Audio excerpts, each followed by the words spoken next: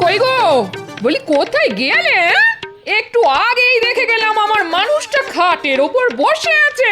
বলি আমায় খাবার আনতে বলে কোথায় চলে গেলে শুনি? কোথাও যাইনি গো গিন্নি, আমি ঘরেই আছি। বলি খাটের নিচে ঢুকে বসে আছো কেন শুনি?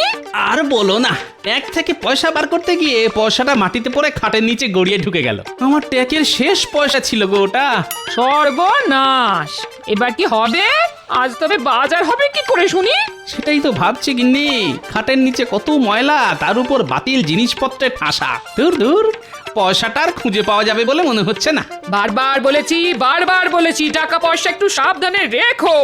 একেই আমাদের নুন আনতে পান্তা ফুরোয়, তার উপর বাবু ট্যাকের পয়সা হারিয়ে বসে আছে। ধুর! সর্বনাশ, যে ভয়টা পাচ্ছিলাম সেটাই হলো দেখছি। এবার কি হবে? পেয়েছি। গিন্নির জন্য উপহার কিনে নিয়ে এসে গিন্নির হাতে তুলে দিলেই গিন্নির রাগ একেবারে গলে জল হয়ে যাবে। তখন আমাকে আর নিজে হাতে জল গড়িয়েও খেতে হবে না। কিন্তু কিন্তু আমার ট্যাগ যে পুরো খালি, গিন্নির জন্য উপহার কিনবো কেমন করে? হ্যাঁ, মহারাজ তো আছেন।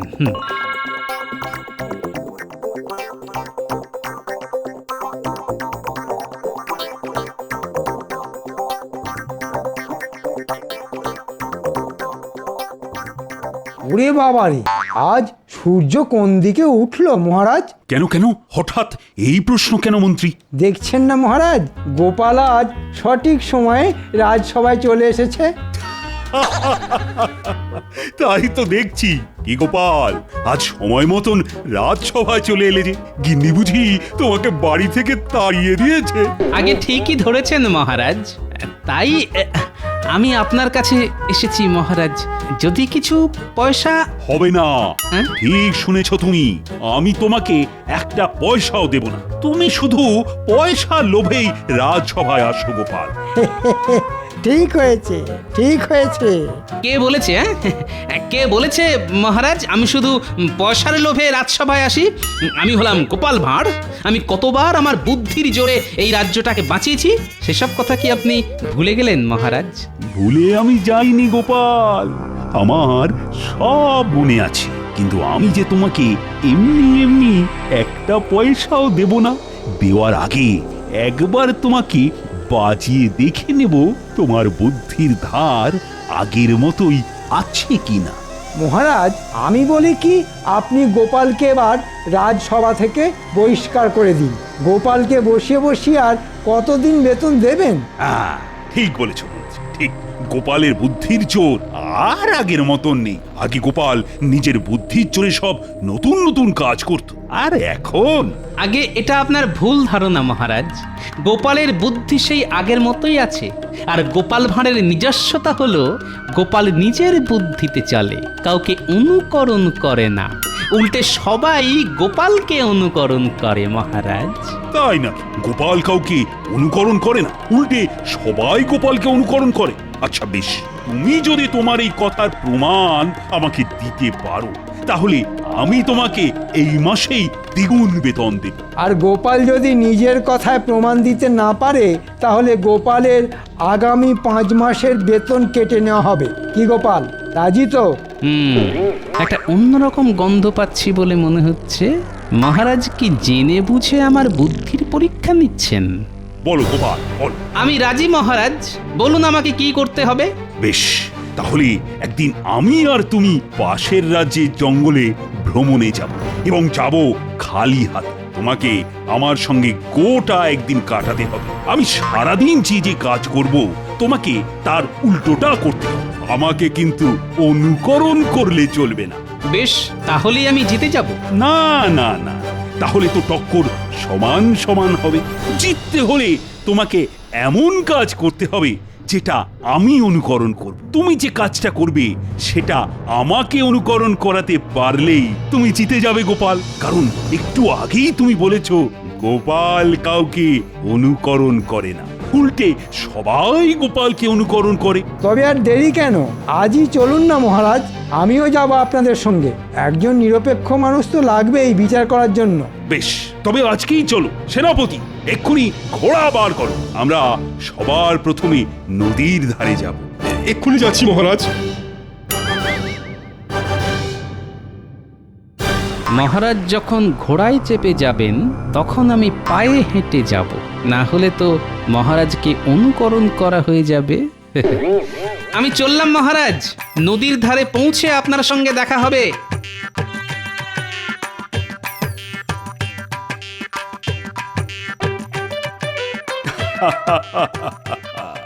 এবার দেখবো গোপাল তোমার বুদ্ধির দৌড় কতটা।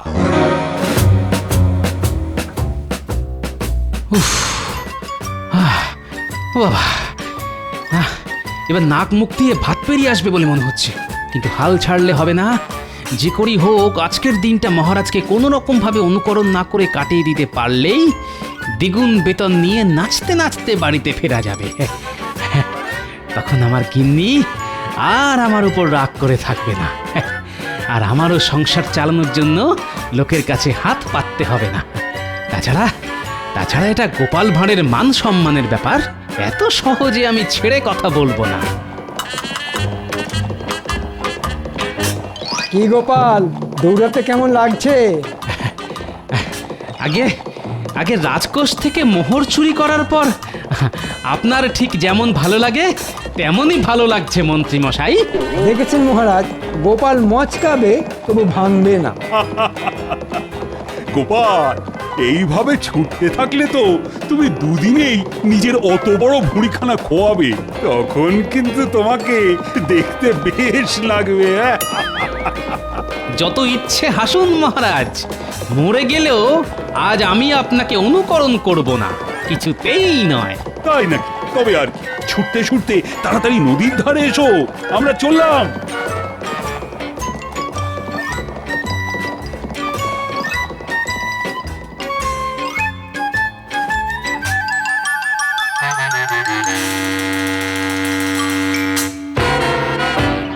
মহারাজ, বলো মন্ত্রী।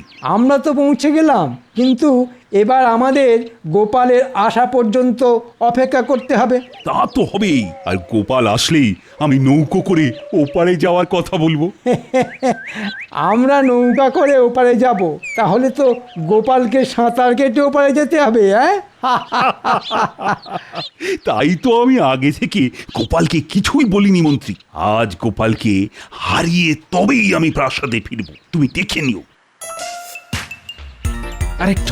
আরেকটু, ওই তো মহারাজ আর মন্ত্রী মশাই দাঁড়িয়ে আছেন। উফ, আমি এসে গেছি মহারাজ। এসো গোপাল এসো, আমরা তো তোমার জন্যই অপেক্ষা করছিলাম। ঠিক বলেছেন মহারাজ। হ্যাঁ, এবার আমরা এখান থেকে কোথায় যাব মহারাজ? আমরা যাব নদীর ওপারে, আর আমি যাব নৌকো করে। আমিও মহারাজের সঙ্গে নৌকা করে ওপারে যাব, কিন্তু তুমি কিসে করে যাবে শুনি? নৌকা করে গেলে তো মহারাজকে অনুকরণ করা হয়ে যাবে। ও, এইবার বুঝেছি মহারাজ কেন নদীর ধারে এসেই আমাকে ওপারে যাওয়ার কথাটা বললেন। ঠিক আছে, হোক কষ্ট, আমি কিছুতেই হার মানব না। আজ আমি দ্বিগুণ বেতন নিয়ে তবেই ঘরে ফিরব। কি হলো গোপাল, আরে কি ভাবছো?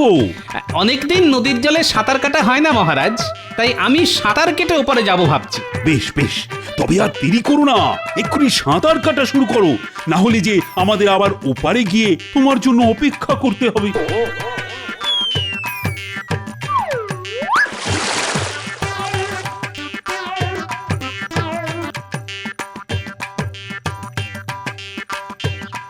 মহারাজ, গোপালকে দেখে মনে হচ্ছে গোপাল এত সহজে হার মানবে না। যাই হয়ে যাক, গোপাল আপনাকে কিছুতেই অনুকরণ করবে না। তাহলেও গোপাল জিততে পারবে না মন্ত্রী। গোপালকে জিততে হলে এমন কিছু করতে হবে যেটা আমি অনুকরণ করি, আর আমি মরে গেলেও গোপালকে অনুকরণ করব না। ওই দেখুন মহারাজ, গোপাল অনেক দূর এগিয়ে গেছে। এবার আমরাও যাই, চলুন। হ্যাঁ হ্যাঁ, চলো চলো।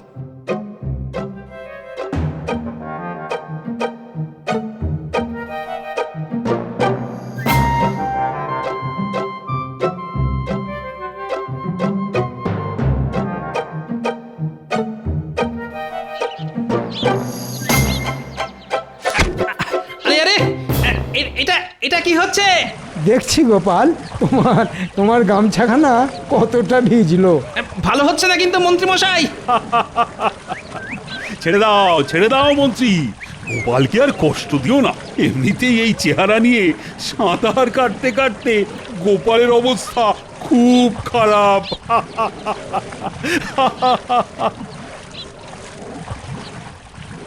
হাসুন হাসুন, যত খুশি হাসুন, এরপর যে আপনাদের কাঁদতে হবে।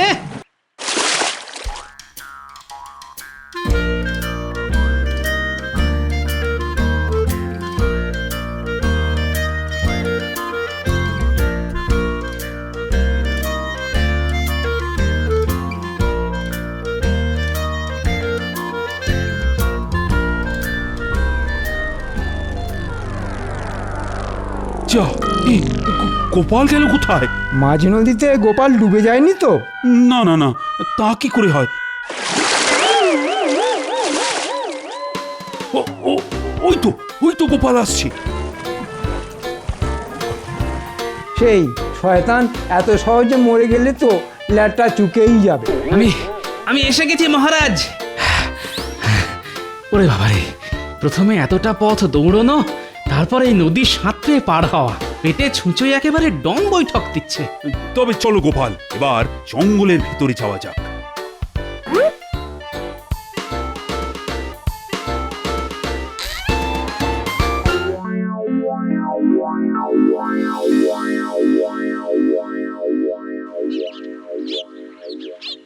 মহারাজ, এবার আমরা কি করব? অনেক দূরের পথ পেরিয়ে এই জঙ্গলে এসেছি, তাই আজ আমরা সন্ধে পর্যন্ত এই জঙ্গলেই থাকবো। মহারাজ, সকালে তাড়াহুড়োর চোটে বাড়ি থেকে কিছু খেয়ে আসতে পারিনি।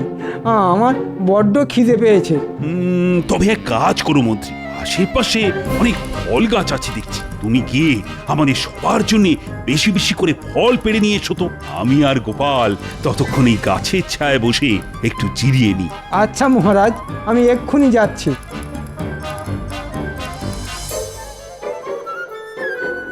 কি হলো গোপাল, আরে দাঁড়িয়ে কেন, বসো। আগে আমাকে এত সহজে বোকা বানানো যাবে না মহারাজ। আমিও যদি আপনার মতন গাছের ছায়ায় বসে পড়ি, তাহলে আপনাকে অনুকরণ করা হয়ে যাবে, আর সেটা আমি কিছুতেই করব না। বেশ, তবে দাঁড়িয়েই থাকো আর কি।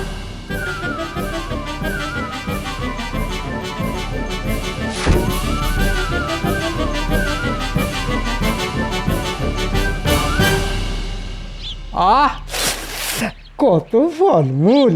যেদিকেই তাকাই সেদিকেই পাকা পাকা ফল।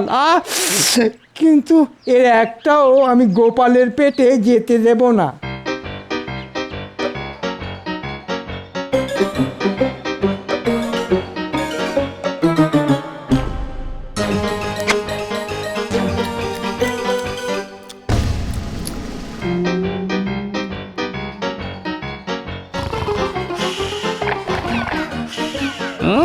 মহারাজ মনের সুখে জিরিয়ে নিচ্ছেন, এদিকে আমাকে দেখো, এত খাটাখাটি করো, দাঁড়িয়ে থাকতে হচ্ছে।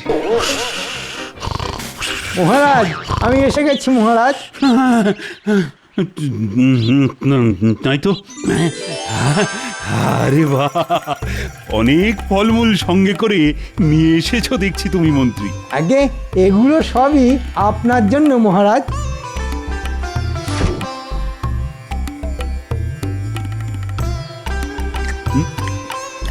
না না, আমি একা এত ফলমূল খেতেই পারবো না। কি গোপাল, দাঁড়িয়ে না থেকে তুমিও খাওয়া শুরু করো। না গোপাল, খাও। মহারাজ তো আগেই খাওয়া শুরু করে দিয়েছেন, তুমিও শুরু করো। আপনারাই খান, পেট ভরে খান, আমার খিদে নেই। সে কি, এতটা পথ হেঁটে ছুটে সাঁতার কেটে এলে, আর এখন বলছো খিদে নেই? আছে আছে, গোপালের খুব খিদে আছে, খাচ্ছে না শুধু ওই দ্বিগুণ বেতনের লোভে। গোপাল খাওয়া শুরু করলেই তো আপনাকে অনুকরণ করা হয়ে যাবে। হ্যাঁ, তবে আর কি, না খেয়েই থাকো তুমি। আহ আহ, কি সুস্বাদু। ভগবান, আমাকে আমাকে আরেকটু সহ্য ক্ষমতা দাও। শুধু আজকের দিনটা কোনো রকমে কাটিয়ে দিতে পারলেই হলো। এত সহজে আমি তোমাকে ছেড়ে দেব না গোপাল। এবার দেখো আমি কি করি।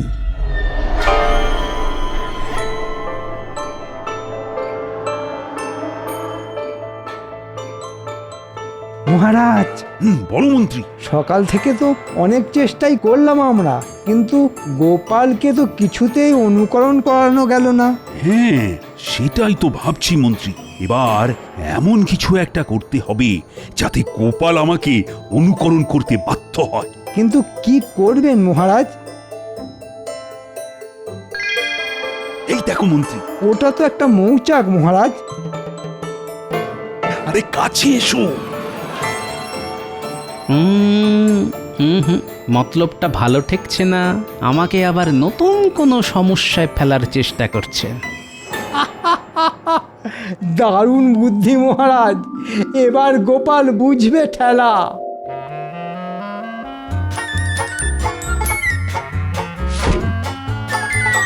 সর্বনাশ!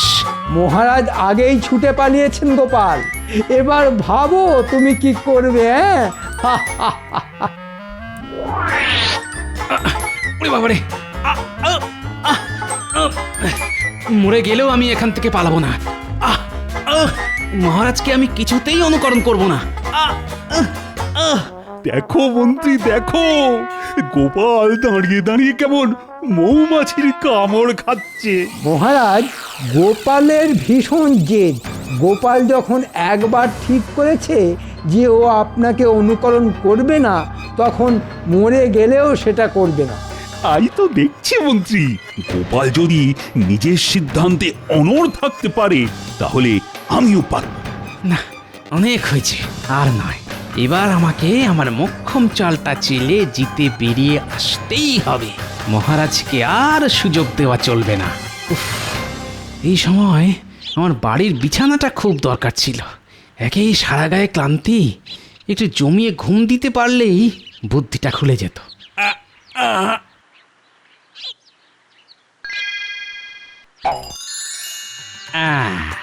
পেয়েছি। একটা উপায় খুঁজে পেয়েছি।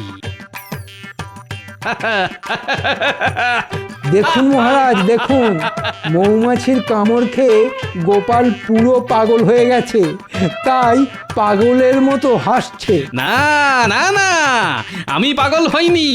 পাগল তো হবেন আপনারা। কেন কেন? আমি পাগল হব কেন? কারণ আপনি একটু পরেই আমাকে অনুকরণ করবেন, আর কথা মতন আমি জিতে যাব। তারপর রাজ্যে ফিরে আমি এই মাসের দ্বিগুণ বেতন নিয়ে নাচতে নাচতে বাড়ি যাব। ঠিক বলেছ মন্ত্রী, গোপাল সত্যি সত্যি পাগল হয়ে গেছে। কি সব পাগলের প্রলাপ বকছে দেখো। তাই তো দেখছি মহারাজ। তবে এইবার দেখুন গোপালের বুদ্ধির জোর। কারণ গোপাল এবার চালবে তার মোক্ষম চাল।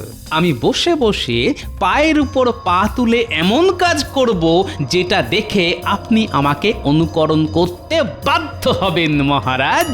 তাই নাকি? তবে দেখি তোমার বুদ্ধির জোর। আমি মরে গেলেও তোমাকে অনুকরণ করব না গোপাল, কিছুতেই নেই। কি আরাম, বড্ড ঘুম পাচ্ছে। হাই তুলবেন না মহারাজ, হাই তুললে তো গোপালকে অনুকরণ করা হয়ে যাবে। তাই তো। হয়তো আপনাকে তুলতেই হবে।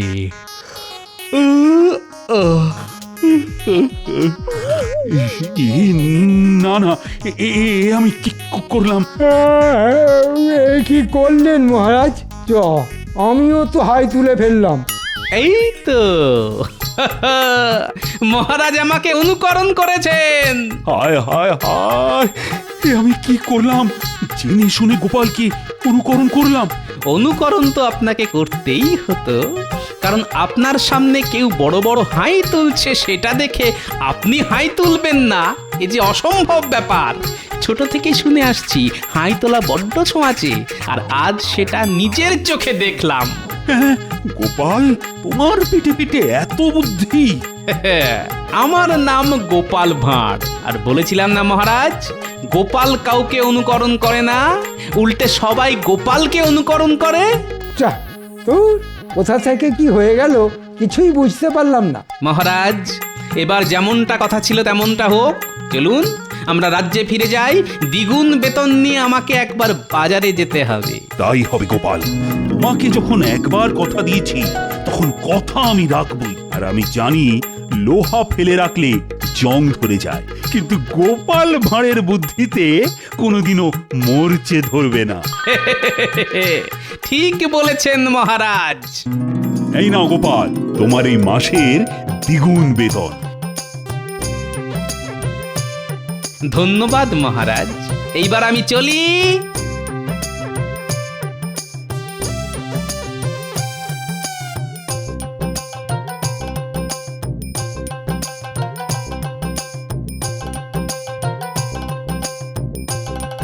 আহা কি আনন্দ, আহা আহা আহা। আহা কি আনন্দ, আহা কি আনন্দ।